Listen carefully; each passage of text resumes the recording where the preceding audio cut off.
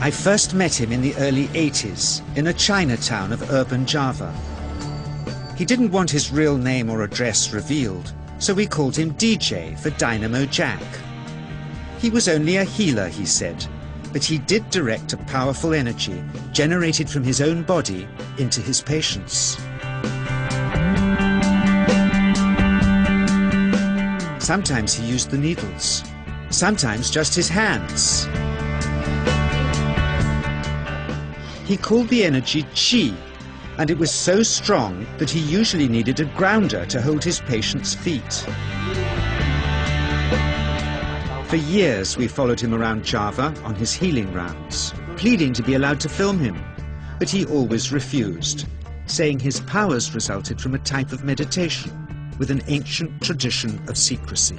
It was only when my brother Lorne was suffering from a serious eye infection that he finally allowed us to film him in 1987. It was nothing like any acupuncture I'd ever had. I was getting really powerful electric shocks and couldn't control my movements at all. Yin yang, positive and negative, you know. And my positive from here and my negative from here. And we meet together, it can get like electricity. And is this because you're special? You have a special sort of it's meditation every day. It's meditation that does it? Meditation every day. Like you can touch me, like this. It's nothing, okay? It's my burn. It's just like this. For our sound recordist, it was also a shocker.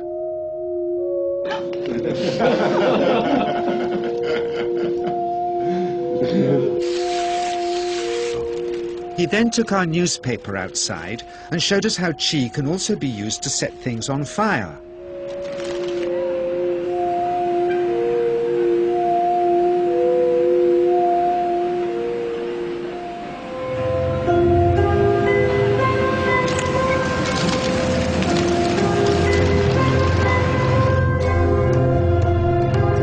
When he heard we'd shown this footage in public, he was very upset and refused all our future efforts to contact him again. As the years passed, we sadly resigned ourselves to never seeing him again. My brother Lorne never did, for by 1997 he was already dead, when I again found myself with DJ, now treating me for an eye problem. But it wasn't this that brought me back. He had tracked me down out of the blue and invited me to tell me a story. He had just returned from 2 years on a deep meditational journey, alone in the heart of Borneo. Amongst his revelations, he had seen, he said, how history was moving on into great change, and the old wisdom was vanishing. So he'd called me back to film just enough of him to remind us that we all have undreamed of powers sleeping within us, and that there's nothing special about him except for his training in waking them.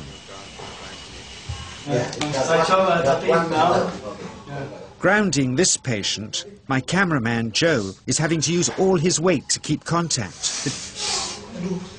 Qi is pushing him away. He seems able to control the amplitude of this Qi, like a dimmer switch, and it causes uncontrollable responses in the patients and their grounders. I can barely keep my hand on you. Fly off, the electricity so strong. This mother unwittingly grounds her child. He won't sit still, so she's asked to hold him and grin and bear it. Sometimes, signs of this passing energy can be seen in the transmitter too. This Qi stuff is only the surface, he says, of the real adventure beneath, in the meditational technique.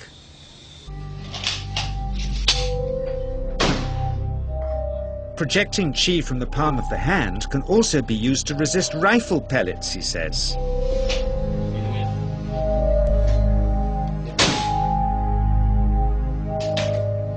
First, you learn to distinguish between yin and yang Qi in your body. Then how to pool it in your navel chakra. Then how to project it, he says. And it's the proportionate mixture between yin and yang which accounts for different effects, like pulling or pushing objects or igniting them. Then he gets really strange. He says that mastering yin qi is the key to the spirit world. There's a long tradition of Indonesian krisis being possessed by spirits. So people bring him their krisis to see if they're duds. Here, he says, he doesn't manipulate matter by projecting mixtures of yin and yang qi. He merely creates a field of yin energy in which, he says, if there's a spirit, it can manifest itself.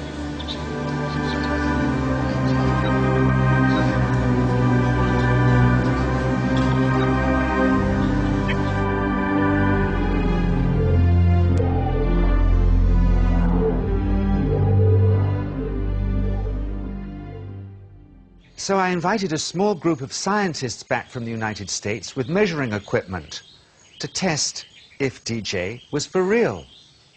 And if so, where might this energy belong on the electromagnetic spectrum? Catherine Cook, CEO of the Mind Science Foundation in Texas. Dr. Roger Nilsson, a Swedish medic and international racing sailor. Dr. Greg Simpson, a physicist from New York's Albert Einstein University, and Andreas Polak, one of DJ's Australian students. The visitors are confident they'll uncover him as a fraud in no time. Greg is the first guinea pig, and he's uncomfortable about showing that he can feel anything at all. Dr. Roger doesn't know what to expect.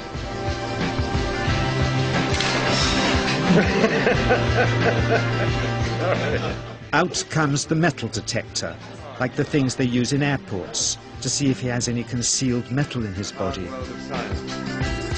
Then the voltmeter, to try and measure the qi. But how to get it to work? Where's the ground? What settings? DJ suggests that as his negative is his perineum, and his positive is his navel chakra, perhaps that's where the electrode should be attached. He doesn't stand on his dignity. He's eager to help, but still no readings. They're getting shocks off his arm, and now they're on the right settings, but the needle still isn't moving. DJ says it isn't electricity, it's qi. It's 1, 2, up. I feel it in my whole body. I feel it at 3, 0.3. I feel it in my legs. Shit.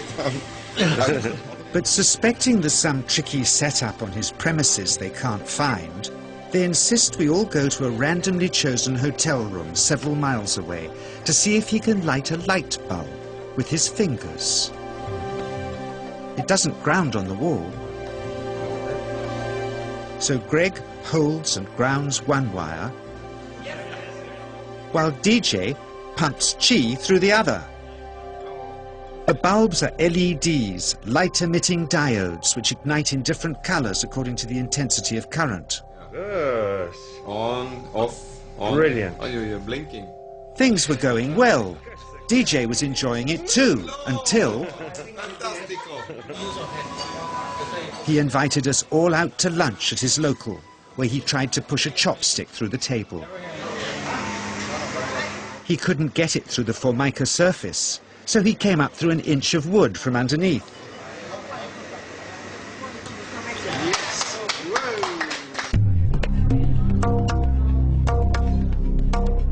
Not only did he draw his own blood, but a chopstick splinter had caught Alison here between the eyes, drawing more.